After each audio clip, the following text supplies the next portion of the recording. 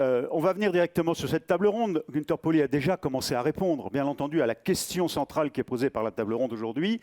Décarboner, est-ce que c'est simplement une question d'énergie? La réponse est non, on l'a compris. C'est une vision plus holistique, plus générale, mais on va voir comment, à la fois dans votre filière, en amont de la filière, ce sera Arkema dans un instant, en aval aussi avec deux exemples de vos clients, le bâtiment, Madame Guerniou vient d'intervenir, ou l'automobile, Monsieur Mortureux est là, comment toute la chaîne que vous représentez autour de ces produits peut modifier ses pratiques, la culture de silo, là on ne se parle pas, hein, par exemple, vos pratiques, vos objectifs, vos méthodes pour pouvoir répondre à cet objectif de décarbonation. Et je vais vous demander de m'aider à accueillir nos 5 orateurs. On va commencer, je le disais, par Arkema et sa directrice du développement durable, Virginie Delcroix. Madame Delcroix, si vous voulez bien me rejoindre.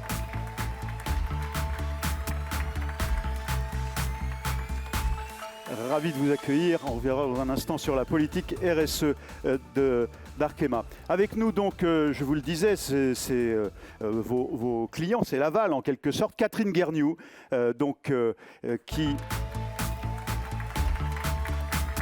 qui est la dirigeante de l'entreprise La Fenêtrière, une entreprise qu'elle a repris il y a quelques années, qu'elle a développée avec une éthique aussi, on verra. Elle n'est pas très loin, Champigny-sur-Marne, elle travaille pour le bâtiment. Mais vous êtes surtout à la FFB, en charge de la problématique RSE précisément. Hein. Et puis, vous avez été, il y a un an, non, j'ai dit oui, la problématique, c'est un terme un peu général, mais on vous ouvrira les micros pour que vous puissiez parler quand vous le souhaiterez. Vous êtes aussi au CESE, donc la 3e chambre, hein, même si elle n'est que consultative du Parlement, où vous êtes la référente notamment pour l'industrie et pour ses aspects. Et puis, je disais l'aval, Marc Mortureux est avec nous. Marc Mortureux est directeur général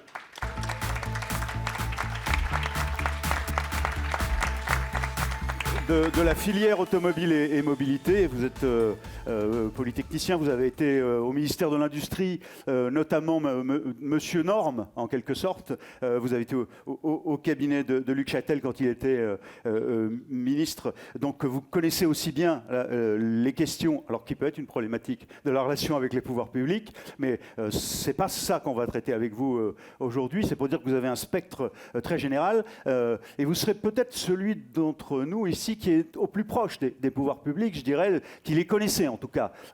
Alors même qu'il n'y a pas cette fois-ci dans cette table ronde, pour des raisons qui sont simplement les législatives, qui font que le gouvernement vient de s'installer, il n'y a pas de politique. Mais c'est aussi parce qu'on voulait mener un débat entre vous sur la façon dont évolue la filière. Alors, deux représentants, deux porte-paroles de la FIPEC. Et ce n'est pas parce qu'il y aura deux porte-paroles de la FIPEC que vous connaissez la tradition maintenant de ces tables rondes. L'idée, c'est quand même qu'après les 2 tours de table qu'on va avoir, 2-3 tours de table, vous interveniez à votre tour pour interroger les orateurs invités par le président Menicucci et l'équipe de la FIPEC. Nous accueillons donc pour la FIPEC elle-même Corinne Molina du groupe Madère, vice-présidente du groupe Madère. Madame Molina, merci à vous d'être parmi nous. Et Pascal Tisser, PPG, vice-président de la Europe et France. Monsieur Tisser. Monsieur, avis. Bonjour, je vous en prie, prenez place. Voilà.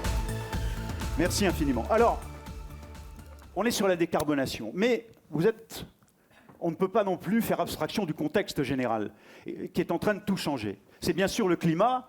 Certains se disent d'ailleurs, est-ce que le climat est encore un sujet? Bon. Il y a les objectifs fixés par Günther Pauli, il y a la démarche qu'il...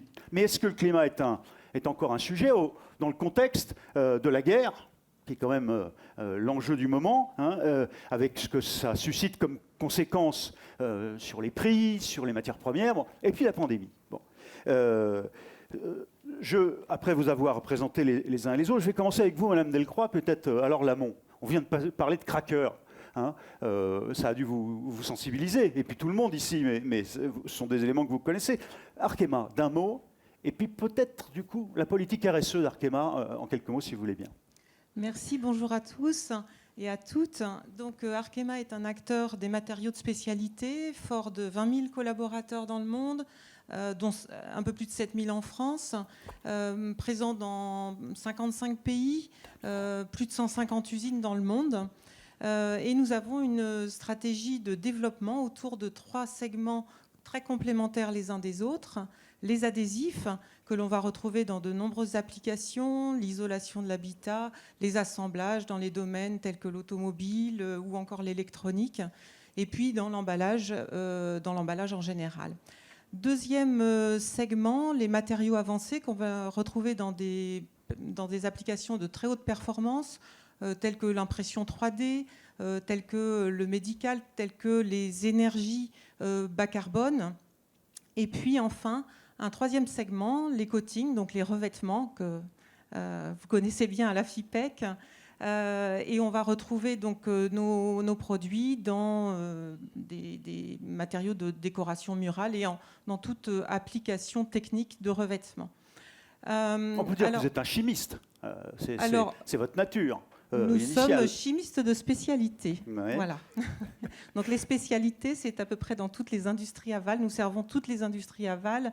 Et je dirais qu'il faudrait être sourd aujourd'hui pour ne pas prendre pleinement l'enjeu du développement durable, l'enjeu de la transition durable, qui est vraiment au cœur de notre transformation chez Arkema. Les attentes sociétales évoluent, on le voit dans tous les médias aujourd'hui, on l'entend dans notre entourage personnel, professionnel.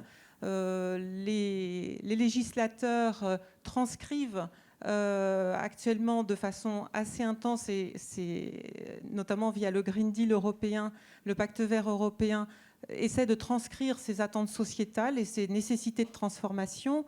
Nos clients nous sollicitent de plus en plus pour participer à leur transformation durable. Et puis, en tant qu'entreprise cotée aussi, les investisseurs se préoccupent de façon très intense, notamment sur les 2 dernières années, parce qu'ils ont parfaitement compris qu'une économie qui ne prend pas en compte les enjeux de durabilité aujourd'hui est une économie à risque. Bon, mais alors, donc, vous êtes en charge de cette politique RSE et de cette transformation, au fond, dans l'entreprise. Ça passe par quoi ou ça appuie sur quoi? Alors, en charge, je dirais que je coordonne parce que, en fait, ce qui est vraiment important, c'est que ces enjeux-là soient pris au plus haut niveau dans l'entreprise. Donc, c'est vraiment une stratégie qui guide les décisions du quotidien. Et nous avons structuré notre politique RSE autour de 5 priorités. La première, c'est bien sûr, à travers notre offre durable, c'est de contribuer à la performance durable de nos clients, par l'innovation notamment. La deuxième priorité, c'est l'économie circulaire. La population mondiale augmente. Si on transpose nos modes de vie actuels à horizon 2050, c'est 3 planètes qu'il nous faudrait en moyenne pour satisfaire les besoins. Donc il est absolument indispensable de s'inscrire dans de l'économie circulaire pour maintenir dans la boucle d'utilisation la matière et préserver les ressources en eau, en énergie. Et puis, donc, troisième engagement, c'est le climat, le réchauffement climatique. Bien sûr, nous sommes une industrie énergivore pour modifier les structures moléculaires de la matière. Nous avons besoin d'énergie. Donc le climat est important pour nous, non seulement sur notre propre périmètre, mais aussi en amont, en aval. Peut-être on en parlera tout à l'heure plus précisément, concrètement, ce que ça veut dire.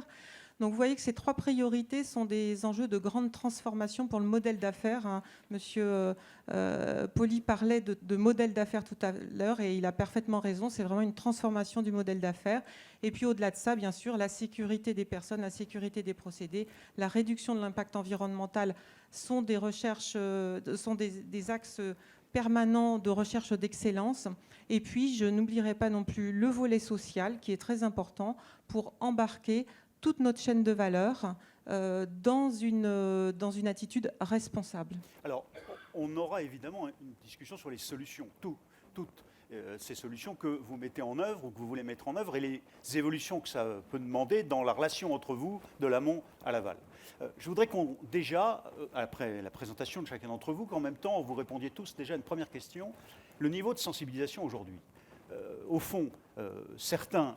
Il y a un discours qui est de dire mais le climat, ça passe après nos urgences immédiates, qui sont les conséquences des grandes données géopolitiques. Est-ce que ça, vous en avez conscience et vous y répondez comment? Est-ce que vous n'êtes pas déjà avec des patrons qui sont en train de vous dire tes soucis, passeront après d'autres aspects qui sont le prix des matières premières, qui sont... Enfin, vous voyez bien quelle est ma question. Oui, alors en fait, pour rebondir sur ce que je vous mentionnais tout à l'heure, les attentes sont tellement importantes de toute façon qu'il est hors de question, pour des raisons, je dirais, ponctuelles ou qui peuvent durer, mais conjoncturelles, de dévier le navire pour aller vers de la durabilité sur le long terme. Donc, si vous vous souvenez, il y a 2 ans à peu près, lors du début de la crise sanitaire, on a tout de suite entendu des messages disant oui, bon, alors le climat va être mis, toutes les actions pour le climat vont être mises en sommeil, etc., parce que la priorité, c'est l'action sanitaire. En fait, dans les faits, ça ne s'est pas du tout passé comme ça. Dans les faits, ça ne s'est pas du tout passé comme ça. Dans les entreprises, le navire n'a pas du tout dévié. Et au contraire, je dirais qu'il y a eu une accélération parce qu'il y a une prise de conscience de l'urgence de ces thématiques. Et c'est vrai chez Arkema, mais on travaille avec de très nombreux fournisseurs partout dans le monde. Nous travaillons avec de très nombreux clients. Le sujet de la transformation durable n'a pas du tout été mis sur le côté, au contraire. Alors, la plateforme de la filière automobile, si vous voulez bien, Marc Mortureux, qu'est-ce que ça représente aujourd'hui? Il s'agit bien de cette plateforme en France, filière automobile et mobilité. On pense aux constructeurs, mais évidemment pas que, surtout pas que. Bonjour tout le monde et ravi d'être là sur un sujet passionnant.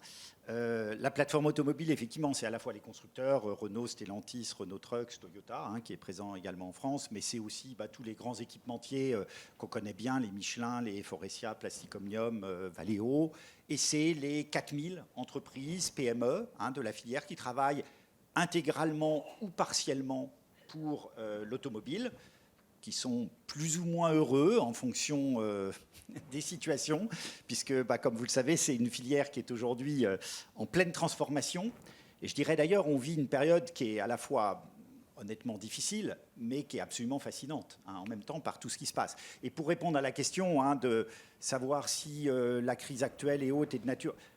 c'est très clair, déjà, en 2020, quand il y a eu le Covid, nous n'avons absolument pas pris le prétexte de cette crise pour réclamer un ralentissement. Parce que, comme ça a été dit, on est de toute façon convaincu, au contraire, ça l'accélère. Et on le voit tous les jours. Moi, ça fait 4 ans que je suis dans l'automobile maintenant, mais à chaque fois, on s'aperçoit que les choses vont plus vite que ce qu'on pensait. Aujourd'hui, de toute façon, on n'a pas le choix. Dans l'automobile, on n'a pas le choix. De toute façon, c'est une part importante des émissions de CO2. De toute façon, on a des acteurs, faut être clair, il y a la réglementation d'un côté, mais il y a aussi tout simplement des nouveaux entrants, un acteur comme Tesla, dont tout le monde rigolait encore il y a 3 ans. Donc aujourd'hui, il y a une valorisation boursière qui fait rêver tout le monde. Tous les constructeurs sont obligés maintenant, de toute façon, d'essayer de rivaliser d'ambition dans les annonces qu'ils font pour basculer vers le tout électrique pour le plus rapidement possible. Et donc notre question, elle n'est plus du tout dans est-ce qu'il faut y aller, pas y aller. C'est même pas d'ailleurs de ralentir le rythme. C'est plutôt est-ce que les trucs qu'on est en train de décider, les objectifs qu'on est en train de poser, est-ce qu'ils sont réalistes? C'est d'arriver à construire de façon cohérente une trajectoire, parce que mine de rien, derrière, il y a une réalité, et elle n'est pas si simple que ça. Et notamment, c'était intéressant de voir un petit peu l'approche globale qui est donnée, parce qu'une des difficultés qu'on a quand même aujourd'hui dans l'automobile, c'est qu'on a une réglementation qui s'intéresse très spécifiquement aux émissions de CO2, à l'utilisation du véhicule, et pas du tout une approche beaucoup plus globale. Et une des préoccupations qu'on a aujourd'hui, c'est attention, il faut qu'on ait un raisonnement global, parce que très honnêtement aujourd'hui, du véhicule 100% électrique fabriqué en Pologne et qui roule en Pologne, honnêtement, ça n'a pas grand intérêt compte tenu de la teneur en carbone de l'électricité que nous avons en Pologne. Donc voilà, nous, notre préoccupation n'est pas du tout de chercher à ralentir les choses, etc. On est parti, on n'a pas le choix et on va aller le plus vite possible. Mais simplement, voilà, il faut que l'approche, elle soit cohérente et qu'on n'ait pas, in fine, parce que ça va être douloureux, qu'il faut le faire. Ce n'est pas parce que ça va être douloureux qu'il ne faut pas le faire, mais il ne faudrait pas que le bilan final ne soit pas aussi bon qu'on l'espère. Vous avez bien conscience que la question qu'on va vous poser, c'est comment la filière FIPEC elle peut vous aider, ou vous pouvez l'aider à aller encore plus loin dans cette dynamique en vous permettant, vous, d'atteindre ces objectifs avec leurs produits. Hein. Donc, c'est ça le. On y compte bien. C'est pas d'envoyer une voiture électrique dans la Lune, par exemple. On va essayer d'être un peu plus terre à terre, en l'occurrence. Catherine Guerniou, autre filière que fournit la FIPEC, ce sont vos fournisseurs, le bâtiment. Alors, vous en êtes une des représentantes éminentes, vous êtes la responsable RSE à la Fédération française du bâtiment, et vous êtes la chef d'une petite entreprise que vous avez repris en quelle année, qui est à Champigny, 12 personnes. Déjà, bonjour à toutes et à tous. Merci de m'accueillir. Oui, effectivement, moi j'ai repris l'entreprise familiale en 2005.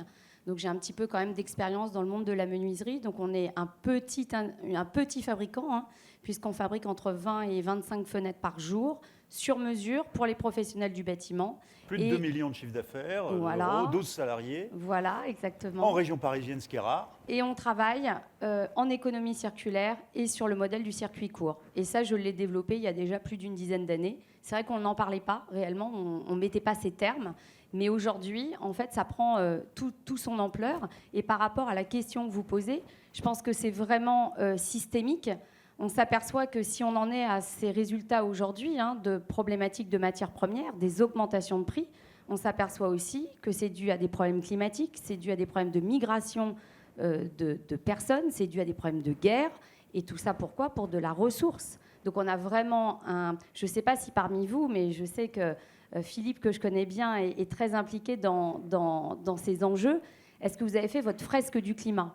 Eh bien, quand vous faites votre fresque du climat, vous comprenez justement quels sont ces enjeux et comment tout ça, en fait, finalement, la pandémie, on s'y retrouve, Pardon, en fait. c'est quoi la fresque du climat ? Expliquez-nous, tout le monde n'est pas forcé. Alors, la fresque du climat, c'est un système très, on va dire, pragmatique pour comprendre, à travers des images, comprendre comment s'articulent, en fait, les dégradations que l'on peut avoir sur l'eau, sur l'air, sur notre environnement, et comment ça va toucher tout notre écosystème, toute notre biodiversité. Et ensuite, vous vous apercevez que c'est comme ça qu'arrivent les famines, c'est comme ça qu'arrivent les guerres, c'est comme ça qu'arrivent les changements climatiques. Je pense qu'on en est tous conscients. Aujourd'hui, en fait, bien sûr, quand on parle qu'il y a eu une inondation, il y a déjà eu des inondations. La seule chose, c'est la temporalité. Ça va beaucoup plus vite et ça a beaucoup plus d'impact. C'est ça le problème aujourd'hui. Quand même, vous ne répondez pas tout à fait à ma question. À part les grandes perspectives de long terme, il faut faire attention au climat. Très bien. Est-ce que c'est juste une profession de foi écologique de votre part, ou est-ce que, comme chef d'entreprise, vous considérez que c'est quand même une urgence ? Votre problème, c'est quand même de faire du chiffre, de vendre des fenêtres au monde du bâtiment. C'est de payer vos salariés, c'est peut-être un peu de croissance. Donc, qu'est-ce qui fait que, quand même, vous dites que ça reste une priorité ? Pourquoi ? Pour vous, chef d'entreprise, pas pour les citoyens que nous sommes. Mais parce que, comme nous tous, ici, on a des augmentations de matières constantes en ce moment. Je pense que vous le vivez. On a une surcharge énergétique qui est hyper présente dans nos prix. On n'arrive à rien stabiliser. On a des problèmes d'approvisionnement. C'est ça aussi notre quotidien. Et si on prend conscience de tout ça, je veux dire, il faut qu'on agisse. Et il faut qu'on agisse tous ensemble. Et c'est pour ça aussi que je suis contente de pouvoir vous parler, enfin échanger avec vous aujourd'hui, parce que nous devons co-construire. C'est pas simplement, et tout à l'heure, Gunther l'a bien dit, on ne doit pas siloter. Regardez cet exemple de Nestlé. C'était très clair, en fait. Le café d'un côté, les champignons de l'autre, la soupe. Et justement, nous faisons tous partie de la même filière. Cette filière du bâtiment. Et donc, c'est notre quotidien. C'est notre quotidien en tant que chef d'entreprise. Et bien entendu que j'ai besoin de rentabilité, bien entendu que j'ai besoin de payer mes salariés. Mais tout ça, il faut qu'on le fasse différemment. Il faut qu'on revoie notre modèle économique. On va essayer de voir comment. Mais déjà, je voudrais présenter les deux représentants de la filière qui sont ici, PPG, et puis avec vous, Madame Molina Madère. Alors, vous aussi, vous êtes cofondatrice de cette entreprise. Vous êtes chargée des projets spéciaux, notamment aujourd'hui, mais avec votre mari et votre fils, vous poussez cette entreprise qui fait 200 millions d'euros de chiffre d'affaires, 800 personnes, c'est une ETI. Vous êtes basé dans le Nord, Villeneuve-d'Ascq, à côté de Lille. Vous y avez réintroduit la R&D parce que vous considériez que c'était bien d'avoir le siège là. Et voilà. Et alors, présentez-nous peut-être l'entreprise, d'une part, et cette idée que la transformation est incontournable. Bonjour à tous, ravi aussi d'être là. MEDER, donc, c'est une entreprise de taille intermédiaire familiale qui propose à ses clients des solutions peinture et composite. Donc on est dans la notion de système et donc on aide les process de nos clients pour des secteurs exigeants tels que l'automobile, le ferroviaire, le transport de l'eau et le stockage de l'eau, la cosmétique, beaucoup de secteurs industriels. Donc on est aujourd'hui uniquement sur le secteur industriel. Mais vous pourriez dire, nous, justement, on est dans les niches et dans la valeur ajoutée. Donc nous, ça va. Donc on a l'urgence climatique, c'est peut-être... Alors, on a démarré en 93. C'est une entreprise qui a été cofondée un peu par hasard dans le cadre d'un souci sociétal. Il s'agissait de sauver l'entreprise d'un village. Donc on a démarré comme ça, sur une boîte qui faisait 10 millions. On s'est développé beaucoup, puisqu'on fait pas loin de 200 millions aujourd'hui. Et l'inflation nous aide à nous rapprocher des 200 millions. En fait, si on s'est développé, on est aujourd'hui 800 personnes, ce qui fait la force. C'est comme, alors je ne me compare pas à Arkema, mais on est des Français, des Allemands, des Italiens, des Espagnols, des Chinois, des Indiens, et c'est ça notre force. Et si on se développe à l'international, puisqu'aujourd'hui on y représente 80%, enfin l'international représente 80% de nos ventes, c'est, je pense, parce que nous innovons. C'est dans les gènes de MEDER, parce qu'on était tout petit, rien à côté d'Arkema, rien à côté de PPG. Et donc, si on n'est pas sur un modèle différent, on n'existe pas. Donc, le parti qui a été pris par Antonio Molina, cofondateur, c'était d'innover à la base et d'innover sur le secteur de l'environnement, parce qu'on y croyait. Alors, donc c'est dans votre ADN. C'est dans notre ADN, c'est dans nos gènes, et toutes les sociétés qu'on a rachetées, on les a rachetées. On a aussi fait de la croissance externe, parce qu'il y avait ce gène qu'on sentait et des technologies qui nous aidaient à être de plus en plus innovants. Et je pense personnellement qu'il n'y a pas de question à se poser. On doit transformer notre chimie, sinon on n'aura même plus de collaborateurs, on n'aura plus de carburant par les banques, donc il n'y a pas de question à se poser, on n'a pas le choix. Donc après, c'est à quelle vitesse on y va, avec quel pragmatisme. Mais si on doit, j'ai perdu le fil de mon idée, mais ce qui est important, c'est de dire on innove, et c'est ça qui fait qu'on se développe à l'international. Je pense que c'est notre force, et j'ai retrouvé mon idée, c'est que la France a été pas bonne partout. Je suis un peu d'accord avec ce qui a été dit tout à l'heure, enfin, surtout au début, quoi, et après avec la suite encore plus. Mais ce qui nous donne, je pense que la France peut ouvrir des voies. Et en termes de protection de l'environnement, je pense qu'aujourd'hui, on souffre. Enfin, vous l'avez dit, c'est dur en ce moment. Dans la chimie, c'est dur. Surtout pour des entreprises qui sont prises entre des gros fournisseurs et des gros clients. Mais on ne s'en sortira que si on innove, et c'est ça qui va nous permettre de nous développer. Alors, et on doit ouvrir la voie pour d'autres pays et faire rayonner la France. Moi, mon ambition, c'est d'essayer d'arriver à être encore plus concret dans la réalité quotidienne de vos entreprises. Mais d'abord, présentation, PPG, ce que vous faites, votre périmètre, et la réponse à la question initiale, sensibilisation, où on peut passer en loose day à côté. Alors déjà, bonjour à tous. Donc PPG, je pense que beaucoup d'entre vous connaissent un petit peu quand même ce que l'on fait. Donc on est un des leaders mondiaux en matière de fabrication de peinture. En l'occurrence, on est le numéro 2 mondial. On opère dans beaucoup de pays. On fait 17 milliards de chiffre d'affaires. On a 50 000 collaborateurs dans le monde. Si je devais décrire de façon un petit peu simple notre mission, notre activité, c'est la manière dont on le dit. Alors en anglais, we protect and beautify the world. Donc on protège et on embellit le monde. Parce que tout ce que l'on vend, ce sont des solutions en fait, de revêtement pour faire en sorte que les surfaces, que ce soit des surfaces statiques ou mobiles, soient protégées. Alors je rajouterai à ça aussi, we protect and beautify the world for a sustainable world, donc pour un quelque part monde durable, parce que ça devient une de nos préoccupations de plus en plus importantes au cœur de notre stratégie, de s'assurer que nos activités aient un impact favorable sur l'ensemble de l'environnement dans lequel on travaille.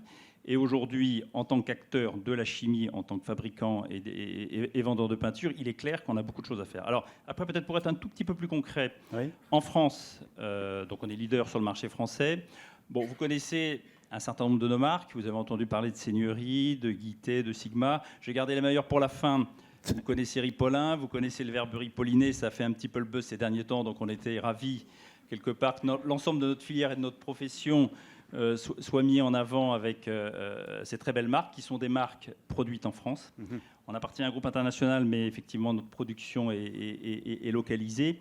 Et pour être peut-être un peu plus précis par rapport à vos questions, clairement, en tant que grand groupe, mais également en tant qu'organisation française citoyenne, on a vraiment pris le sujet du RSE, du développement durable, comme étant vraiment au cœur de notre stratégie. C'est-à-dire que le travers qu'on peut avoir en tant que chimiste, c'est de regarder juste son processus et pas de regarder l'ensemble du cycle de vie des produits. Et l'enjeu, si on veut avoir un impact, et c'est quand même le but qu'on recherche tous, c'est d'avoir un impact, c'est pour pouvoir diminuer notre empreinte carbone, il faut avoir une compréhension exhaustive du cycle de vie. Vous parliez de vision holistique tout à l'heure. Il faut partir depuis l'extraction des matières. C'est trois mots-clés. Hein. Cycle de vie, ça va revenir, vous l'employez tous, oui. Et c'est au cœur de la capacité à transformer. Et donc il faut le comprendre déjà. Alors il faut déjà faire l'effort de le commencer regarder. Sa fresque sur le climat interne, c'est déjà s'adresser au cercle de vie. Il y a la fresque du climat. Alors après, il y a un autre exercice intéressant. Alors je vous invite à lire une synthèse du rapport du GIEC, si certains d'entre vous ne l'ont pas fait, ou de regarder un certain nombre de commentateurs sur YouTube qui le vulgarisent, parce que bon, le rapport est un peu épais hein, quand même, le rapport du GIEC, hein, pour ceux qui se sont plongés dedans. Mais déjà, ne serait-ce que pour comprendre qu'en fait le sujet, et c'est pour ça qu'on en parle souvent comme ça, c'est l'urgence climatique. Donc il y a urgence en fait. Il ne faut pas attendre. Bon, mais alors, attendez, puisque vous êtes entré dedans, allons-y assez court si vous voulez bien, parce que... Mais comment vous faites ? C'est quoi alors, l'énergie, parce que quand même, c'est d'abord, la question c'est pas que de l'énergie, mais l'énergie, vous voulez descendre en dessous, vous m'avez dit, de 8 TWh. Bon, ça veut dire quoi et comment ? Et puis après, votre politique d'influence, la façon dont vous intégrez les polymères, par exemple, sur les batteries. Expliquez-nous un peu tout ce que vous faites, alors, qui est très concret. Donc je reviens sur effectivement la problématique et la question en fait, qui est posée, c'est décarboner l'économie, est-ce uniquement un problème d'énergie ? Alors, la réponse, elle est quand même pas non. Elle est quand même oui, mais pas seulement. Parce qu'évidemment, dans l'ensemble de nos processus, de l'énergie, on en utilise tous. Ce qui est important pour moi, c'est le pas seulement, c'est-à-dire tout le cycle de vie de produits. Et donc, concrètement, quand on analyse le cycle de vie de nos produits, c'est de se dire que représente l'extraction de matières premières en termes d'impact CO2, de bilan carbone. Après, une matière première, il ne suffit pas qu'elle soit extraite. Il faut qu'elle soit transformée chimiquement pour être utilisée dans nos formulations.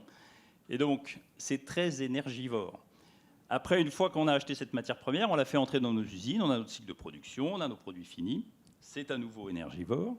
Et puis ensuite, on les commercialise. Bon, mais comment vous faites pour fournir l'énergie nécessaire et pas faire des usines à 11 degrés de température à l'intérieur avec des sous-vêtements que vous achetez pour tous vos salariés ? Alors, quelle solution sur simplement la question de l'énergie ? Alors, comment vous consommez moins d'énergie ? Alors, je complète juste peut-être sur un petit point quand même qui est important. Oui, c'est la compréhension du bilan carbone quand même que l'on a, et y compris de l'énergie qu'on utilise. Et je pense que si on veut avoir de l'impact, il faut bien serrer quand même quelque part notre impact. Et donc, quand on regarde bien notre impact, en fait, pour 1 kg de peinture, en général, on considère en moyenne, alors c'est vraiment une moyenne, qu'on émet à peu près 2,2 kg de CO2. 2,2 kg de CO2 pour 1 kg de peinture. En moyenne, pour une peinture intérieure, une maçonnerie intérieure, dans un emballage en métal. Voilà. Et quand on regarde tout le cycle, 85% de ce bilan vient de l'extraction et la transformation des matières premières. Et donc, évidemment, on travaille sur les 15% récents, qui sont notamment comment fonctionnent nos usines, et donc comment on fait pour utiliser un certain nombre d'énergies renouvelables, comment on réinvente nos processus industriels pour faire en sorte qu'ils soient moins énergivores, moins consommateurs de matière, comment, quelque part, dans tout notre cycle de production, on intègre cette notion de bilan carbone. Mais je reviens un petit peu sur l'amont. C'est quelque part aussi, il y a un travail essentiel et critique, et qui est un travail de filière, sur lequel, en fait, on ne peut pas réussir une décarbonation sans travailler avec nos fournisseurs, sans travailler avec nos chimistes pour reformuler nos produits, pour être capable d'avoir réellement un impact et de diminuer ces 2,2 kg dont je vous parle d'empreinte carbone par kilo de peinture. Parlez-moi de Fact Bay, par exemple. Fact Base. Ouais. En fait, je vous en prie. C'est la méthode. C'est-à-dire, sur ces sujets-là, en fait, il faut comprendre qu'en fait, j'allais dire, on apprend en marchant. C'est-à-dire que même si on a tous l'impression de bien connaître le sujet, il faut reconnaître un minimum de modestie, on en découvre chaque jour davantage. Et donc, en fait, ce que je veux dire par fact-based, ça veut dire qu'il faut s'appuyer en fait, sur des faits et des chiffres. Et ça, c'est essentiel. Autrement, si on ne le fait pas, on tombe assez facilement dans le greenwashing, ce qui est quand même un travers dans lequel beaucoup pourraient tomber. Et donc, ça veut dire quoi? Ça veut dire qu'il faut être capable de mesurer étape par étape, le documenter. Et donc, ça se mesure, et ça c'est essentiel, et ça a besoin d'être détaillé. Donc, le niveau d'expertise que l'on doit mettre sur ces sujets-là sont importants. Oui. Et donc, fact-based, ça veut dire qu'en fait, on ne sort pas du chapeau quelque part un bilan carbone ou des initiatives pour décarboner comme ça. C'est parce que ça doit s'appuyer sur des faits et sur des chiffres. Et si on veut être crédible, ce sont des faits et des chiffres qui feront la différence en termes d'action. Alors, je reviens à vous, Madame Delcroix. Justement, comment on fait chez Arkema? Je me suis trompé de chiffre tout à l'heure, j'ai dit 8 TWh, c'était chez vous. Voilà, et c'est on est vous déjà- qui on voulez est- fixer. On est en dessous, on n'est plus qu'à Qu'est-ce que ça 7,4. représente, ça, ce volume-là? Parce que c'est ce que vous vouliez passer en dessous, c'est considérable, c'est que tout le monde ne mesure pas forcément en ingénieur ici les éléments que vous nous donnez. Alors, effectivement, comme je le disais tout à l'heure, nous sommes consommateurs d'énergie, donc notre empreinte carbone est élevée sur ceux qui sont habitués à la comptabilité carbone, nos scopes 1 et 2. Donc, le scope 1, les émissions directes de nos sites, le scope 2, les émissions liées à l'énergie que nous achetons, est élevé, de l'ordre de 3 millions de tonnes équivalent CO2. Mais nous venons, il y a 10 ans, de 6,5 millions, et pour autant le chiffre d'affaires du groupe a cru de plus d'un tiers dans le même temps. Donc c'est vous dire que si on se penche sur le sujet, on arrive à réduire considérablement les émissions de gaz à effet de serre, et ça n'est pas terminé puisque nous sommes engagés sur une trajectoire accord de Paris, donc de diminuer encore nos émissions de gaz à effet de serre. Concrètement, comment le faisons-nous? Tout d'abord, l'énergie la moins émissive, c'est celle qu'on ne consomme pas. Et dans les temps actuels de coûts d'énergie particulièrement élevés, l'énergie que nous ne consommons pas, c'est l'énergie que nous n'achetons pas non plus. Donc là, on a vraiment une convergence sur l'efficacité énergétique entre les enjeux sociétaux et les enjeux économiques. Donc nous avons développé un programme déjà depuis de nombreuses années. Nous l'avons vraiment lancé en 2014 pour réduire notre consommation énergétique. Nous avons depuis 2014 réduit de 15% notre consommation énergétique par tonne produite. Et nous visons d'atteindre moins 20% à 2030. Donc comment faisons-nous? Tout d'abord, il ne se passe rien tant qu'on ne met pas de ressources sur ce type d'action. Donc il y a une équipe corporate en charge de ce projet, avec des ramifications, tout un réseau dans tous nos sites de correspondants énergie. Et puis on met un budget en face également, donc un budget qui est de plus de 4 millions d'euros annuels. Et ce qui permet de mener une 60aine de projets par an pour décarboner. Donc ça, c'est vraiment fondamental, et on a un retour sur investissement tout à fait intéressant sur ces aspects-là. Je voudrais que vous nous parliez de vos batteries, si vous voulez bien, le projet sur lequel vous travaillez, et puis qu'on en vienne au biosourcé aussi, qui est un sujet qui passionne la filière FIPEC. Donc, sur l'énergie, effectivement, nous verdissons aussi notre mix énergétique, etc. Alors, donc, les actions en interne. Ensuite, nous agissons sur ce qu'on appelle le scope 3, donc l'amont et l'aval. Donc, de la même façon, hein, nos émissions de gaz à effet de serre, enfin les émissions de gaz à effet de serre amont liées aux matières que nous achetons. Je vous disais tout à l'heure 3 millions sur notre scope 1 et 2. Rien que les matières premières que nous achetons, c'est 7,5 millions de tonnes équivalent CO2. Donc, il y a un travail essentiel d'influence auprès de nos fournisseurs. Et puis, pour revenir à votre question, effectivement, à travers les solutions que nous mettons au point, à travers notre innovation, nous pouvons aider nos clients à décarboner leurs propres applications. Donc nous sommes particulièrement impliqués dans tout ce qui est mobilité bas carbone, que ce soit à travers la mobilité électrique ou la mobilité hydrogène. Donc sur l'électrique, on est sur toutes les solutions qui rentrent dans la fabrication des batteries avec des polymères et des électrolytes permettant d'améliorer sans cesse les performances de longévité, de charge, de décharge de ces batteries. Et puis sur l'hydrogène, nous sommes plus précisément avec des polymères légers parce que dans l'automobile, il faut être léger. Donc des polymères légers et recyclables pour tenir les conditions extrêmes, moins 700 bars, 700 bars dans les réservoirs. Donc nos polymères nos composites permettent d'aller chercher les performances qui seront les solutions de la mobilité de demain. Et en plus pas cher. Le client, au passage, fait passer le message. Au demeurant, expliquez-nous, par exemple, avec l'exemple indien, ce que vous mettez au point, par exemple, avec Solidaridad. C'est cette façon d'influencer sur vos fournisseurs. Voilà. Comment vous faites ? Alors, c'est un lien parce que, en fait, en plus, ce sont des polymères que nous utilisons sur les solutions hydrogène, stockage d'hydrogène. Arkema fait 10% de son chiffre d'affaires avec des matériaux qui sont à base de matières biosourcées. Et notamment, nous avons une gamme historique, le ricin, qui est 100% biosourcé à base d'huile de ricin, le ricin étant cultivé en Inde par une multitude de petits fermiers. Et donc, lorsqu'on fait du biosourcé, c'est très bien, mais il faut aussi faire du biosourcé responsable parce que par rapport à des sources fossiles, nous avons d'autres thématiques sociales, environnementales à adresser pour être pleinement responsables. Le biosourcé seul ne suffit pas. Donc en fait, nous avons, depuis 6 ans, nous sommes engagés avec 2 autres industriels, BASF et Giant Agro, et puis une ONG, Solidaridad, dans un programme de formation et de certification des fermiers en Inde qui cultivent le ricin. Et donc, ils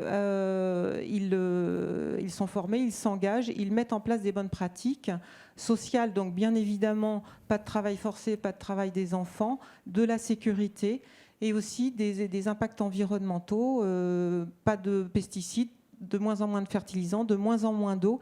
Et dans le même temps, en fait, on voit en 6 ans, ils ont augmenté très significativement leur rendement, ce qui fait qu'en fait, le programme est très vertueux, non seulement d'un point de vue impact social, environnemental, mais aussi en termes d'économie et de pouvoir d'achat de ces petits fermiers.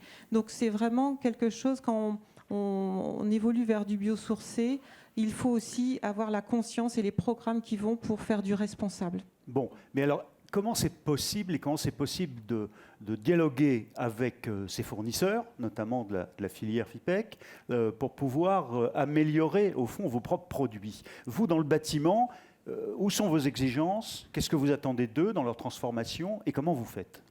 Et vous, ensuite, dans la mobilité ? Déjà, nos exigences, c'est souvent les lois qui nous les imposent. Vous savez qu'on a des obligations en matière de construction, de réglementation qui sont très précises. Donc déjà, les fiches sanitaires, cycle de vie, ça, c'est indispensable, on en a besoin. Et en plus, ça permet aussi de valoriser, justement, je trouve, toutes ces bonnes pratiques. Et nous avons aussi besoin justement de le co-construire parce que quand nous on va utiliser du biosourcé, par exemple le béton de chanvre ou d'autres produits, il est bien aussi que vous le sachiez de façon à ce qu'il y ait un lien qui se crée automatiquement. On ne peut pas rester à l'écart, si vous voulez, aussi bien pour vous comme pour nous.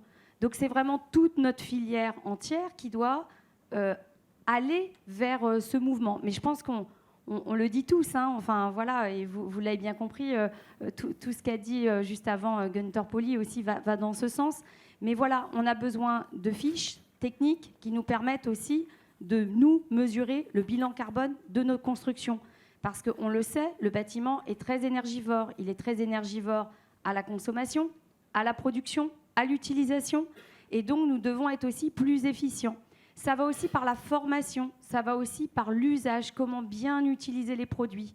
Parce que souvent, c'est ça aussi. Mais comment vous suivez le cycle de vie des éléments qui sont dans vos fenêtres, si ce n'est pas du bois, si les peintures, le cas échéant, les éléments, comment vous suivez ça, le cycle de vie ? Vous avez les éléments qui vous sont fournis par ces fiches, par exemple ? Bien sûr. Sur la matière première, nous avons les FDES qui correspondent, le vitrage également. Tout est suivi en fait, donc on n'a pas d'autres possibilités. Et au contraire, je trouve que c'est une chance parce que ça nous permet aussi de valoriser nos produits. et vraiment d'être conforme et surtout d'aller toujours plus loin pour justement faire mieux. Parce que c'est vraiment tout ce qu'on voit en fait. Hein, il faut qu'on arrive à transformer nos économies de volume sur de l'impact. Et là, c'est exactement ce que vous êtes en train d'expliquer à travers le ricin. Vous l'expliquez aussi. Enfin, chacun, on essaye à notre niveau, donc la filière amont, la filière aval, justement, d'être plus efficient. Marc Mortureux, même question, comment vous suivez le cycle de vie et quelles sont vos exigences et comment travailler mieux avec vos fournisseurs? Peut-être pour ce que je peux apporter aujourd'hui par rapport à la filière automobile, c'est déjà un peu notre vision, pour savoir un peu à quoi vous attendre pour l'automobile. Bon, la première chose d'abord, ce qui est très clair, c'est que simplement remplacer des véhicules thermiques par des véhicules électriques, ça ne le fera pas. Il faut être clair qu'on n'ira pas vers la neutralité carbone uniquement avec ça. C'est clair que derrière, c'est une transformation beaucoup plus profonde, avec certainement moins de véhicules, plus chers, davantage utilisés. On va certainement aller de plus en plus vers des véhicules partagés. En durée de vie. Et puis une durée de vie beaucoup plus longue. Éventuellement, ils peuvent faire 1 million de kilomètres.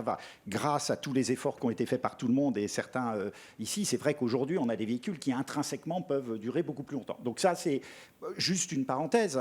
Faut quand même voir que les émissions de CO2 du transport routier en Europe depuis 1990, ils n'ont pas baissé. On a l'objectif de baisser de 55%. Ils n'ont pas baissé, ils ont augmenté. Et ils ont augmenté. Pourquoi ? On a bien baissé les émissions de CO2 par kilomètre parcouru d'à peu près 30%, par les progrès faits par les véhicules, mais on a augmenté de plus de 70% les kilomètres parcourus.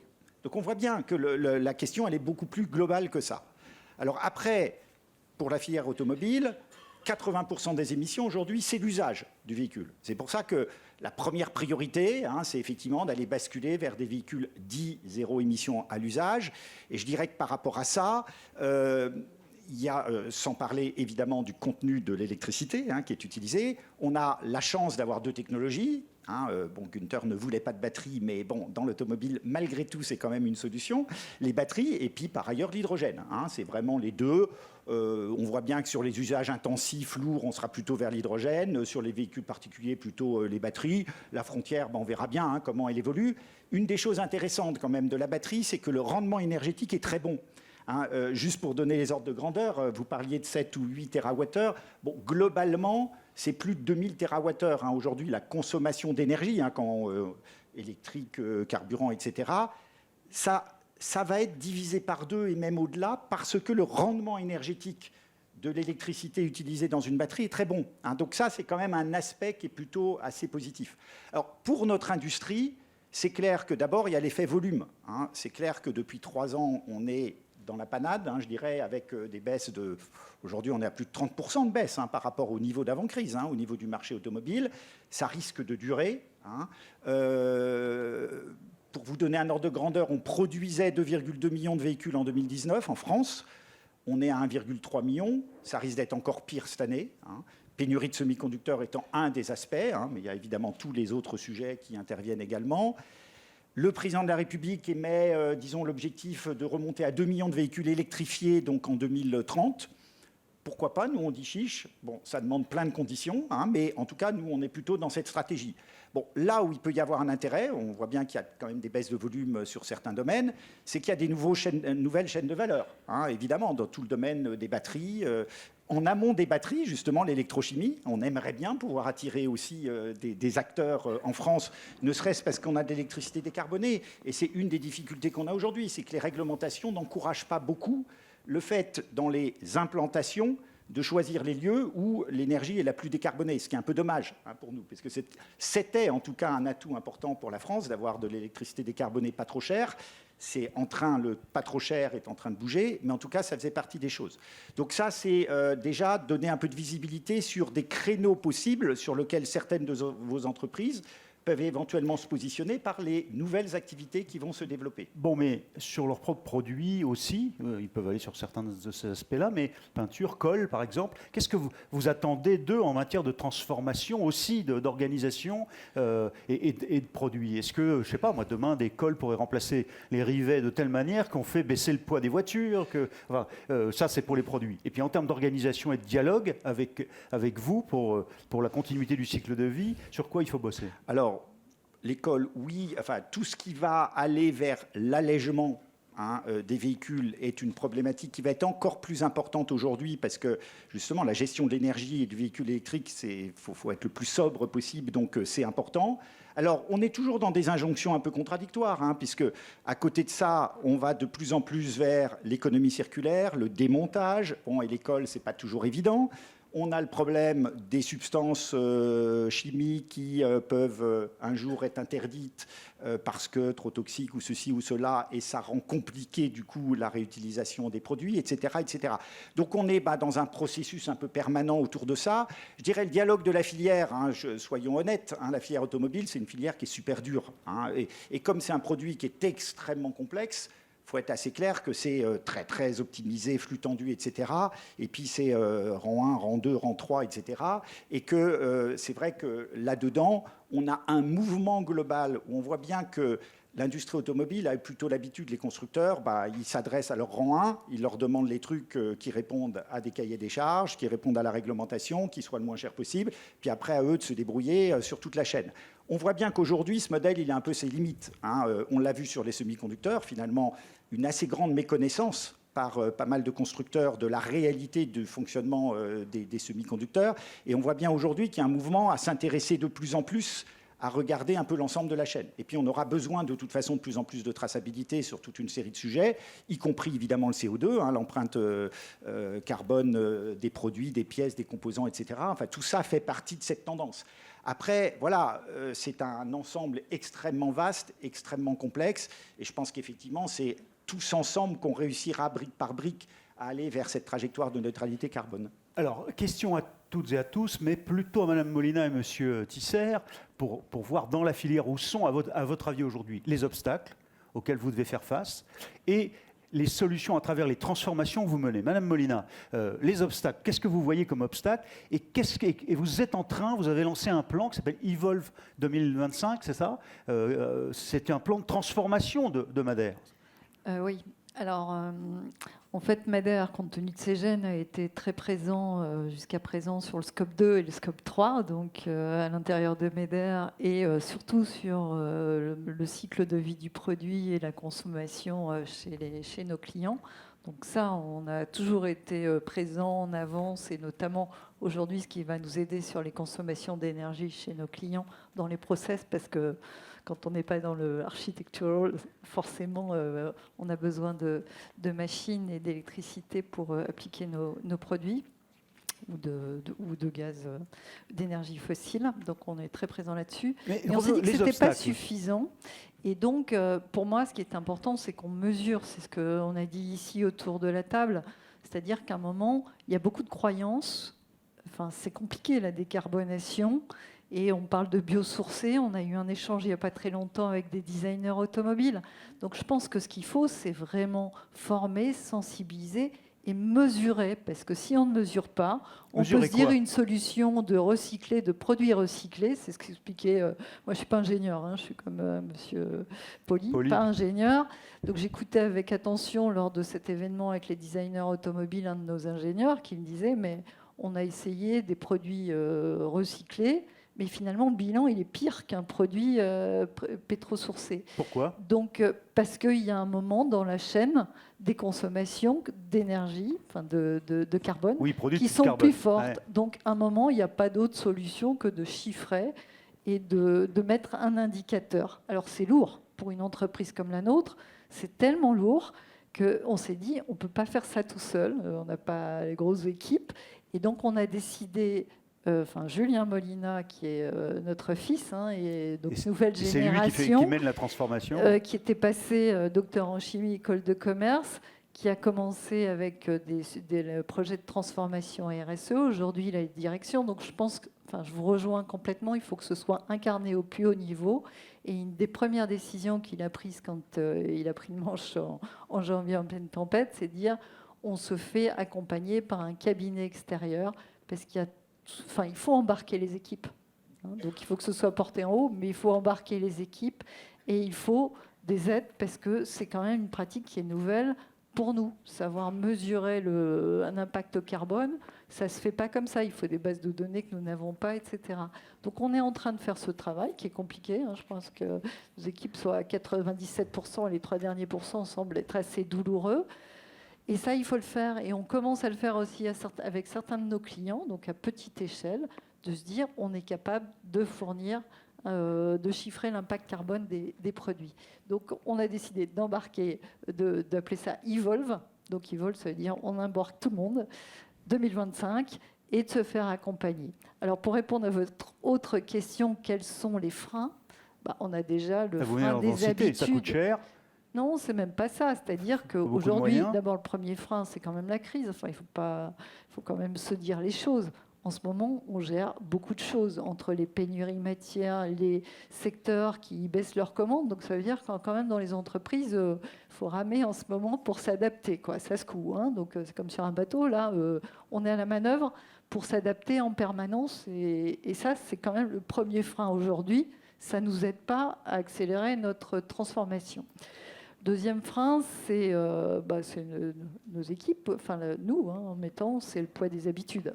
C'est le changement de culture. C'est le changement. C'est le changement. Il faut se dire que c'est une autre façon de faire. Et je rejoins complètement M. Poli. Il faut vraiment qu'on change les modèles. Et encore, hier, j'avais un entretien avec un collaborateur. Ça me fera la transition sur le troisième point. On sent qu'on a du mal, mais il faut y aller. Donc ça, c'est un vrai frein. Et puis le troisième, c'est quand même les clients que j'aime beaucoup. Je fais école de commerce, j'aime beaucoup les clients. J'adore, j'apprends beaucoup de choses. Mais à un moment, il y a quand même des contradictions. Enfin, vous l'avez évoqué dans l'automobile, mais pas que dans l'automobile. Il y a une volonté à un bon niveau de transformer le véhicule. Et puis après, il y a la réalité des prix. Ouais. Donc nous, on a proposé des solutions qui sont intéressantes pour les véhicules. Et puis à la fin, on apprend que les pièces, elles vont être montées en Chine avec un produit qui ne respecte rien. Donc, alors ça n'arrive pas tout le temps. Mais quand même, aujourd'hui, on est dans une période où l'économie se rappelle à nous. Donc, on n'est pas dans un monde des bisounours. Et il faut se dire qu'on doit y aller, il n'y a pas de choix. Mais qu'à un moment, le chemin, il faut quand même être super agile pour trouver les bons compromis. Et donc, aujourd'hui, dernier point chez les clients, je vous en prie. C'est quand même l'organisation aussi de nos clients qui est en train de bouger. Mais je l'ai vraiment là parce que hier soir, 20h, j'avais cette discussion avec un collaborateur où on nous demande de développer des solutions globales avec un impact global. Nous le faisons. Et à un moment, l'appel d'offres, il se fait sur le prix et que sur le prix. Ouais. Et donc, on ne va pas regarder l'impact global du produit. Et en termes d'économie globale sur quel est le poids de la pièce peinte, quel est l'impact de la pièce peinte, même son prix, on reste encore chez trop d'acheteurs, dans trop d'entreprises. Alors, ça bouge, heureusement, sur c'est quoi le prix au kilo. Et ça, c'est dur de faire face à ça. Et ça veut dire que nos équipes, il faut leur apprendre à monter dans les hiérarchies pour avoir la personne qui est responsable de l'impact global et pas que du PNL. C'est un point trop important pour que je ne donne pas la parole à M. Mortureux ou à Mme Guergnou pour répondre sur cette façon d'exiger et puis de se déballonner ou de changer de fournisseur au dernier moment parce que le prix, ça ne suit plus. Donc, qu'est-ce que vous répondez ? Pour parler très franchement par rapport à ça, c'est un énorme sujet. Parce que dans toute cette neutralité carbone, on ne parle pas beaucoup du prix à payer de tout ça. Aujourd'hui, il faut être clair, une automobile, le prix moyen, il est passé de 19 700 à 26 700 euros entre 2010 et 2020. Depuis 2020, ça explose. Ça explose à cause de tous les coûts de matières premières, etc. Et ça explose aussi parce qu'il y a pénurie, donc du coup, il y a plutôt une hausse des prix. Et ça pose un énorme problème. C'est qu'aujourd'hui, on ne sera plus capable de fournir des véhicules à tout le monde par rapport à leurs besoins. Et du coup, le grand risque qu'on a aujourd'hui, et les constructeurs sont assez clairs par rapport à ça, on voit bien qu'aujourd'hui, ils privilégient du coup les véhicules plutôt haut de gamme, qui sont fabriqués en tout cas en Europe. Et le grand risque qu'on a quand même, c'est effectivement d'avoir des quantités de véhicules qui vont venir de Chine, effectivement dans des conditions beaucoup moins maîtrisées quand même sur le CO2. Mais la réalité, elle est un peu là quand on parle d'obstacles. Donc oui, c'est vrai que c'est un sujet c'est un petit peu plus subtil que ça, parce qu'on a développé... Alors, je vais sortir de l'automobile pour éviter de vous chatouiller. Pas de problème. On va partir dans un autre secteur. On a développé des technologies qui nécessitent 2 couches au lieu de 4 couches, donc avec toutes les opérations de process qui sont évitées. Donc, globalement, le prix de revient bien moins cher. Quand on a fini une voiture de train, bien moins cher. Pour autant, ça ne passe pas, toujours. Pourquoi ? Parce que, à un moment, vous avez toujours ce référentiel des bonus qui sont basés sur des prix au kilo. Alors, ça évolue, ça veut dire qu'il faut vraiment qu'on monte, et c'est pas évident de monter. C'est une de nos difficultés. Alors, je pense qu'on a une responsabilité, mais pas que. Donc, à un moment, il faut que on fasse du collaboratif et qu'on change globalement. À ce changement de référentiel, à cette de culture interne. Mais je peux vous dire, moi j'ai tous les jours des quantités d'entreprises, fournisseurs de l'automobile qui témoignent d'un certain désespoir aussi par rapport à cette dureté dans laquelle on se retrouve aujourd'hui, il faut être clair. Et tout le monde est totalement bousculé, il faut être clair. Les constructeurs eux-mêmes, ils jouent leur survie aussi. Donc on est dans une question, et je suis bien d'accord par rapport à ça, il y a plein de progrès à faire. L'approche achat traditionnelle de l'automobile, elle ne colle plus bien avec le monde d'aujourd'hui. Ils avaient l'habitude d'être l'industrie mère, disons, la plus puissante, etc. On le voit avec les semi-conducteurs que ce n'est plus du tout le cas. Ouais.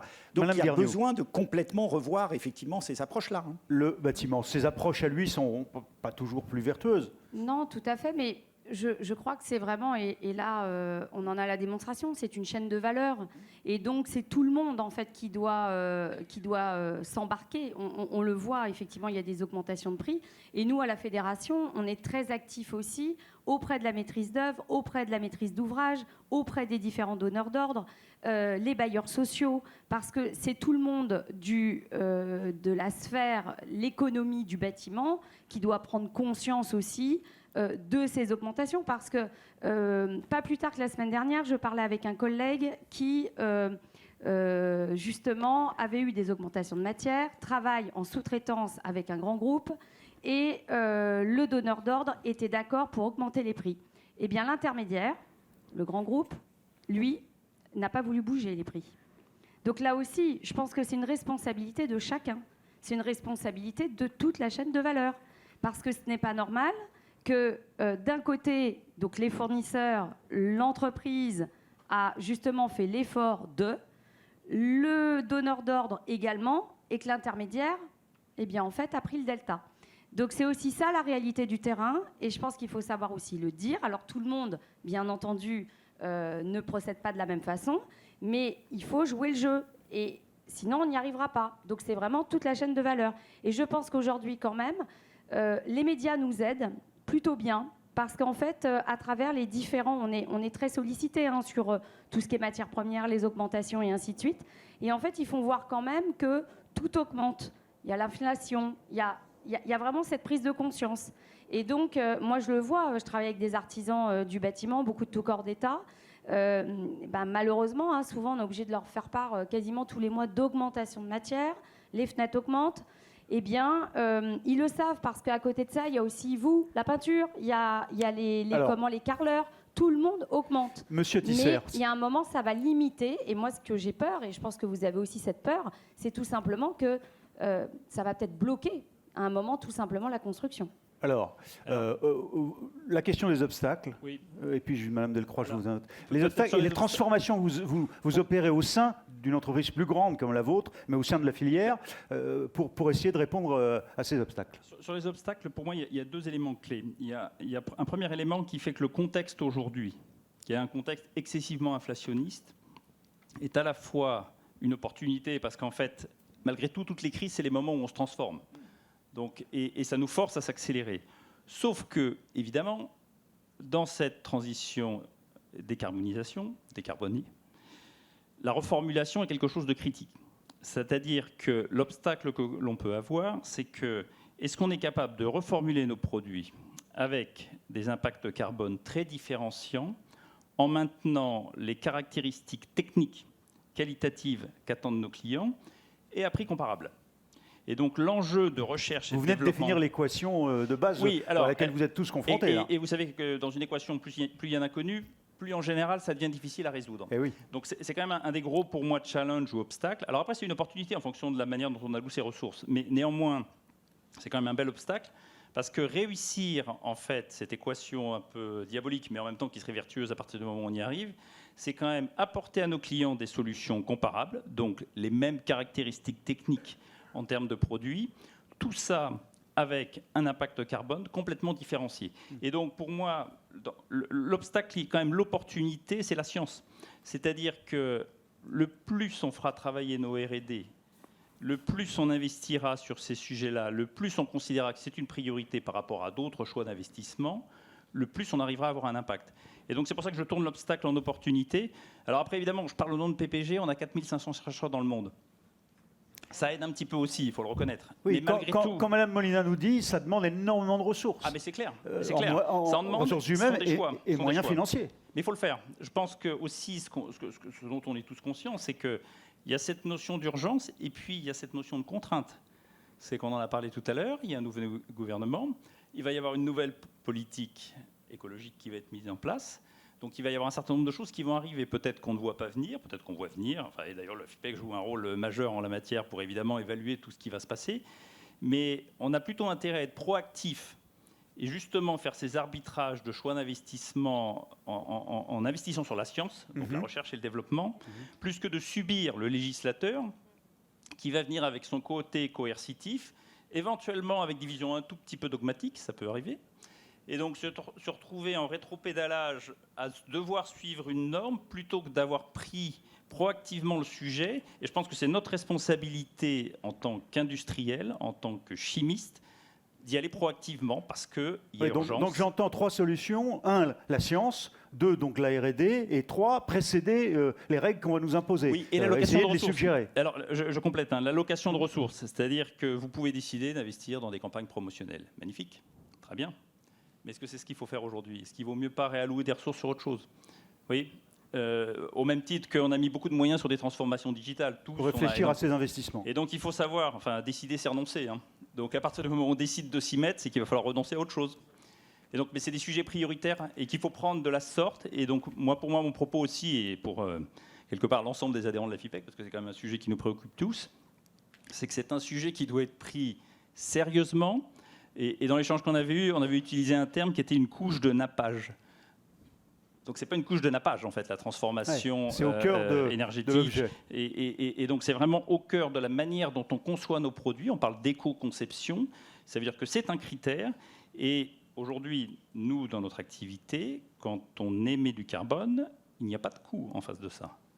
Imaginez demain qu'il y en ait un. C'est-à-dire qu'on soit facturé sur le bilan carbone.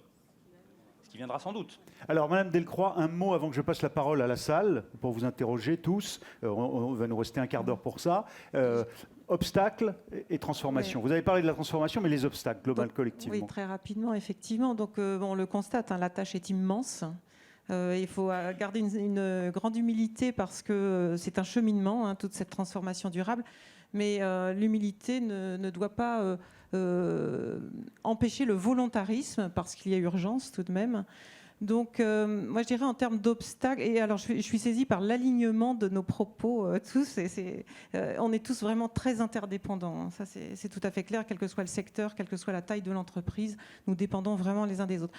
En termes d'obstacles, moi, j'en mentionnerai 2. Tout d'abord, ça reste la culture. C'est-à-dire qu'aujourd'hui, même dans une entreprise comme Arkema, qui est engagée, qui a une politique forte d'engagement sociétal, aujourd'hui, certaines décisions peine à se faire dans le bon sens. Parce que eh bien, changer de logiciel quand vous avez raisonné pendant 20 ans, 15 ans, 20 ans, 30 ans d'une certaine façon, c'est les silos eh du bien, il y a café une et des champignons. appréhension à changer de logiciel, à intégrer d'autres composantes et à mettre les priorités différemment. Donc voilà, donc ça veut dire que là, pour faire face à cela, dans l'entreprise, et notamment dans les grandes entreprises, il faut intégrer les critères de durabilité, de transformation durable dans tous les processus de l'entreprise. Donc prix interne carbone, on a un prix interne carbone à 100 € la tonne, dans nos politiques d'investissement, la rémunération des dirigeants est liée à l'empreinte carbone du groupe, etc. etc. Donc, et tant qu'on n'a pas, et les parts variables des dirigeants, etc. Donc en fait, tant qu'on n'a pas introduit dans le processus, on va avoir du mal. Donc vraiment, ne pas avoir peur et intégrer. Et puis après, deuxième obstacle, eh bien, c'est ouvrir les partenariats.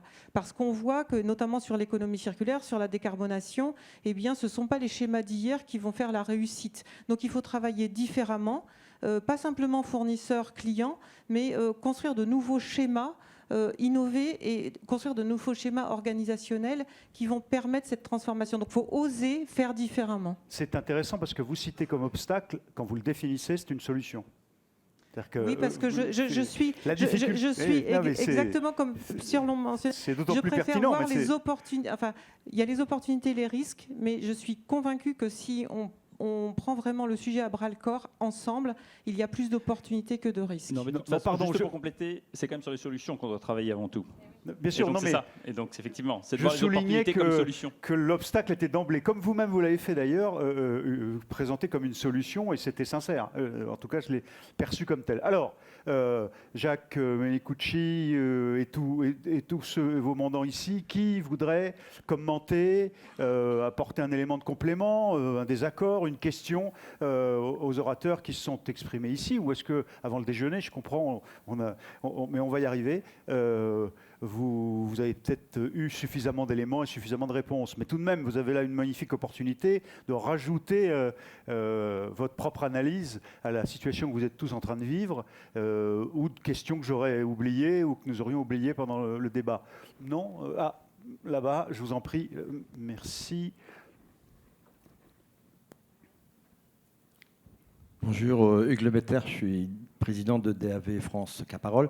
Juste Pascal, je te suis en particulier sur LinkedIn, je vois l'entreprise Madère. Vous dites qu'il faut, enfin pour l'entreprise Madère, vous le dites, Pascal c'est peut-être le cas, bon même si c'était un énorme groupe derrière, mais est-ce que vous faites, moi l'histoire d'aide, parce que moi je veux absolument pour mon entreprise de transformer assez vite et essayer de faire tout ce qui est bilan carbone, ainsi de suite, c'est comment se faire aider, parce que comment vous êtes fait dans l'entreprise Madère? Vous avez trouvé une entreprise extérieure qui vous aide? Quel type de consultant? Quelle aide extérieure? Quel financement, le cas échéant? Parce qu'il y en a avec le plan France Relance, par exemple. Exactement. Bien noté. Je vais voir s'il y a d'autres questions avant que vous répondiez, si vous permettez. Ici, il y aura une question. Je vous en prie, monsieur. Présentez-vous aussi, si vous voulez bien. Bonjour, Philippe Bousmar, je suis le directeur général de STO, qui est le leader français et mondial de l'isolation thermique par l'extérieur. Il y a un alignement, en effet, aussi très important là, sur nos intervenants. Il y a un obstacle qui a été cité et qui, pour moi, est une solution extraordinaire dont on n'a pas beaucoup parlé, ce sont nos collaborateurs. Alors oui, il faut, comme Pascal le disait, les faire travailler sur la R&D, mais il y a tout le bon sens de nos collaborateurs. Qu'est-ce qu'on en fait ? Je voudrais juste citer, Catherine en a parlé, en effet, la fresque du climat, parce qu'on a fait faire à nos 350 collaborateurs des fresques du climat, et on leur a demandé après, dans tous les sites, quelles sont les initiatives que vous pouvez faire à titre personnel, et quelles sont celles que notre entreprise devrait faire. Et ça a servi à quelque chose ? On a 578 initiatives qui sont en train d'être synthétisées sur tous les plans de notre bilan carbone. Parce qu'en effet, on a fait un bilan carbone. Si tu veux, Hugues, je te donnerai le nom d'une société qui peut t'aider, qui est super. Voilà, on a fait Scope 3. Et en fait, on a réussi derrière, avec les objectifs qu'on a fixés, à mettre plein d'initiatives. Et je pense que nos collaborateurs, on a parlé d'embarquement, on parle en effet de collaboration, on parle de coopétition. On n'a pas encore été là, même au sein de la FIPEC, mais comment on pourrait collaborer entre concurrents. Mais je pense qu'il ne faut pas oublier les collaborateurs. Et donc, comment peut-on faire pour les embarquer encore mieux ? Merci beaucoup. Il y a bien sûrement quelqu'un de ce côté-là aussi qui qui voudrait intervenir. Monsieur, ici, s'il vous plaît, le micro, ici même au premier rang. Jacques, vous voudrez poser une question éventuellement? Vous avez votre propre micro? Non? Je vous en prie. Allez-y. Non, allez-y d'abord, et puis le président, peut-être. Donc bonjour, Hugo Robardet, Théolore Peinture. Effectivement, je suis complètement d'accord avec le fait de pouvoir prendre avec nous nos collaborateurs pour les amener sur tous ces sujets de décarbonation. Et je pense qu'aussi, il y a une nécessité de prendre tout l'ensemble de nos clients, qui soient entreprises, artisans, qui aujourd'hui sont plutôt habitués à des habitudes plutôt conventionnelles et qu'on doit accompagner, former et pouvoir leur présenter finalement les enjeux importants de cette décarbonation qui n'est pas forcément pour eux très facile à comprendre.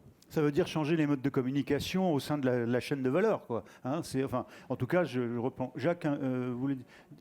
Monsieur Menicucci, si vous voulez bien le... Non, je n'ai pas de question particulière parce que ça a été très complet. C'est simplement de partager avec l'ensemble de la salle le fait que je pense qu'on a bien choisi cette belle table ronde au niveau de la filière.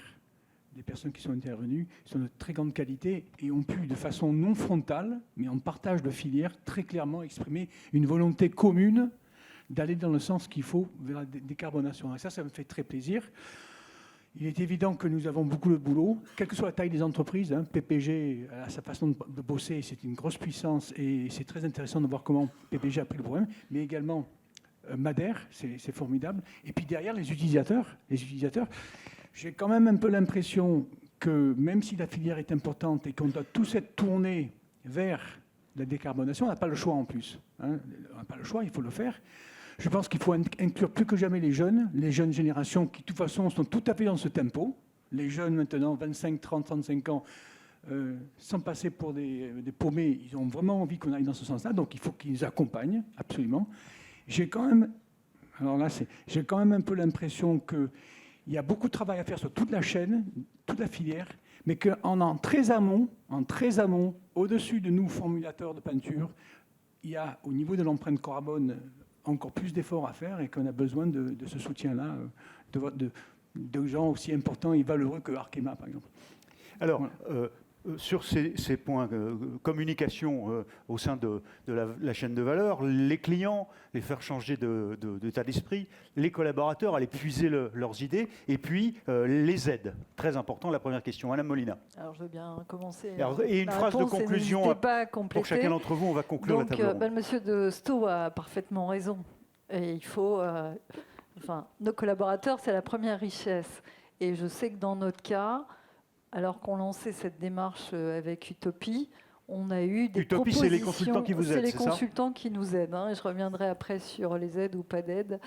Des collaborateurs sont venus vers nous. Et quand il y a un thème qu'on avait évoqué ensemble au téléphone, qu'on n'a pas oublié d'évoquer aujourd'hui, c'est le traitement des déchets. Le mieux quand même pour décarboner, c'est de ne pas utiliser. Donc c'est d'éviter de gaspiller. Et je sais qu'on a eu... des propositions spontanées de collaborateurs sur les déchets. Et ça fait plaisir quand on est dirigeant de sentir l'équipe qui vous propose des choses et des choses de bon sens. Alors si on a pris un cabinet, c'est justement pour qu'on puisse mesurer notre impact et de voir où on doit travailler en priorité. Je sais déjà, mais ce sera mieux quand ce sera chiffré, sur les déchets, on a un gros sujet. Et on en aura à d'autres endroits. Mais il faut s'attaquer là où on a vraiment des économies à faire, quoi. Il ne faut pas sur les petits montants. Alors sur les aides, pour répondre à monsieur, donc je suis ambassadrice de la French Fab pour les Hauts-de-France et de BPI, de BPI France. Donc il y a des aides qui sont fournies par BPI France avec des diagnostics. Donc c'est une aide. Nous, on y est allé directement sur ce cabinet qui est d'une grosse notoriété. Ce n'est pas un budget qui va changer le compte de résultat du groupe. J'espère qu'il va changer le groupe. Mais enfin, c'est une aide quand même. Ouais. Monsieur Tisser. Moi, je reviens sur la dimension, en fait, quelque part, de projet d'engagement. En fait, et ça rebondit sur les commentaires au niveau des équipes. En fait, pour vous donner un exemple concret, notre prochain séminaire management, on a une session de 4 heures avec 100 managers, uniquement sur l'ESG. Donc la RSE. Le RSE. Et dans toutes ces dimensions, puisqu'effectivement, on s'est beaucoup focalisé sur la partie transformation et toute la partie, on va dire, écologique, mais il y a toute la partie sociale et gouvernance. Et c'est des éléments essentiels, quelque part, dans la manière dont on opère. Et donc, il faut que ça devienne un des sujets cœur de la stratégie des plans des entreprises. Et donc, ça ne peut fonctionner qu'à partir du moment où c'est partagé avec l'ensemble des équipes, à commencer par toutes les structures de management, jusqu'à tous les employés, qu'ils soient en production, en vente, dans nos points de vente. Et donc, pour moi, c'est vraiment essentiel parce que ça crée à la fois une culture d'entreprise autour vraiment de ce projet. Et c'est un facteur d'engagement. Parce qu'en fait, on se rend compte qu'aujourd'hui, quand vous faites passer des interviews à des jeunes, il n'y en a pas un qui ne va pas vous demander c'est quoi votre politique RSE, normalement. Alors, sauf s'il a vécu sur une île déserte pendant 10 ans. Et donc, il y a plein de sujets comme ça. Et donc, pour moi, l'engagement, effectivement, des équipes autour de ces sujets-là, en fait, c'est un facteur très positif pour retourner à nouveau les éléments de contrainte en éléments d'action.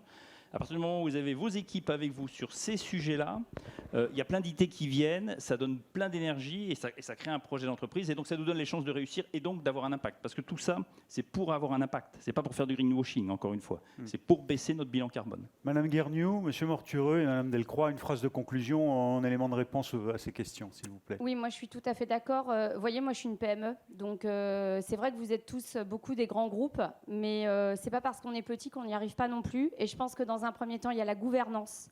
Il faut vraiment que ça vienne de nous, chefs d'entreprise. Certes, il y a des aides, mais il n'y a pas que les aides. En fait, l'investissement que vous allez faire, vous allez vite le retrouver à travers les équipes, à travers une rentabilité qui va être nettement meilleure.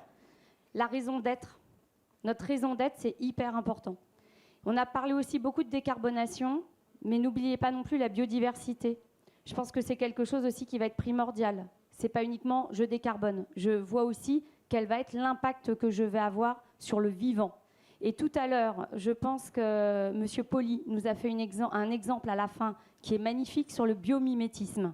Et le biomimétisme, vous qui êtes des créateurs de couleurs, mais amusez-vous. Vous avez des innovations à faire qui vont être fabuleuses.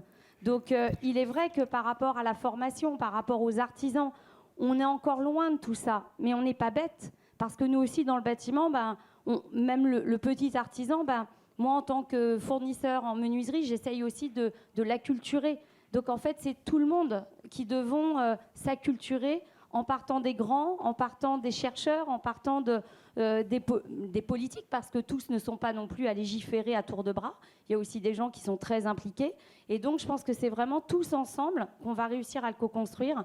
Et je compte sur nous tous. Je note quand même que vous avez dit 1, du bien des médias et 2, du bien des politiques. C'est rare, on le note. Marc Mortureux, votre phrase de conclusion. Juste un mot sur le côté justement collectif. Au niveau de la filière automobile, pour le coup, c'est notre rôle d'aider les entreprises à les accompagner dans ces transformations. Et pour celles et ceux ici qui travaillent pas mal sur l'automobile, on peut parfaitement, disons, vous faire bénéficier d'un certain nombre de soutiens, de dynamiques. En lien avec Gilles, on peut très bien faire un certain nombre de choses. Typiquement sur la décarbonation, là, on a pris justement un cabinet qui va nous aider, mais collectivement, à avancer dans des démarches très pragmatiques pour les PME, pour les ETI, mais aussi en lien avec les clients, parce que c'est ça qui va être intéressant. Ça va être le cabinet Deloitte qu'on a pris, et on va faire quelque chose d'extrêmement interactif, Donc ça fait partie des choses. On a d'autres types de procédures d'aide. Enfin, moi je pense qu'il y a un vrai problème aussi de visibilité, de complexité dans tout ça. D'ailleurs, c'est une des difficultés aujourd'hui, c'est que la neutralité carbone 2050, c'est comme si c'était fait,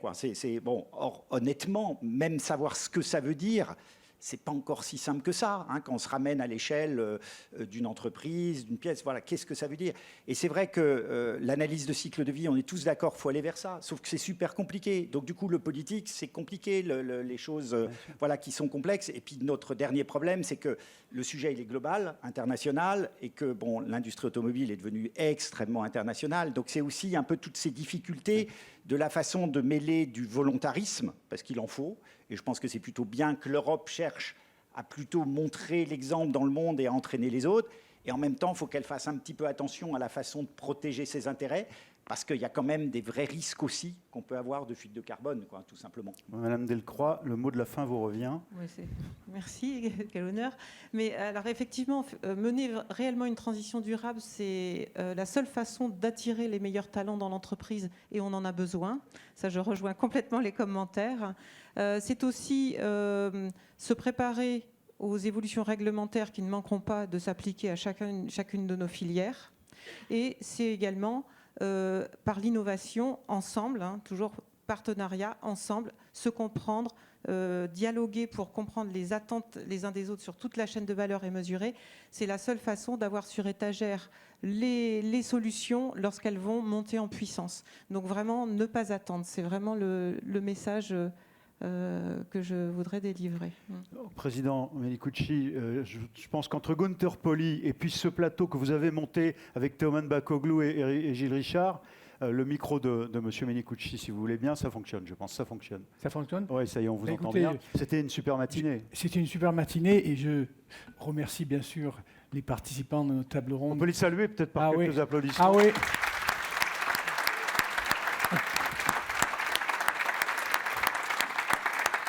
Merci beaucoup. Merci beaucoup. Merci à Gunther qui nous a étonnés, qui nous a fait entrer dans le monde bleu. C'est compliqué, mais c'est passionnant. Et puis surtout, merci à vous tous et à toutes, parce que j'ai senti que la salle, même si l'heure est un peu avancée, personne n'a lâché. Ouais. Donc je pense qu'on ne s'est pas trompé, grâce à nos conseils, à nos différents comités de direction, à avoir visé ce type de démarche aujourd'hui, avec ces d'excellentes qualités de personnes qui sont venues. Et donc merci pour votre attention, merci pour tout ce que vous avez fait pour nous, merci d'être attentifs à notre avenir. Il faut qu'on travaille collectif. Plus que jamais, à Marseille, on dit tous ensemble, tous ensemble, tous ensemble. Eh bien, je pense qu'il faut le faire comme ça et merci à vous tous. Amusez-vous.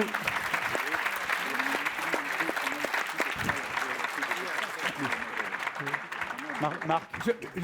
Je m'excuse, juste un petit rappel. Les personnes sont bienvenues, vraiment avec un collaborateur, collaboratrice, à participer aux ateliers à partir de 15h. Donc il y a tout le temps quand même de bien se rassasier. Mais à 15h, il y a 2 ateliers de très grande qualité quand même. Hein, au niveau des labels d'un côté, certification, est-ce que c'était une contrainte? Et de l'autre côté, le bâtiment, la rénovation, où on en est, quelle est la situation?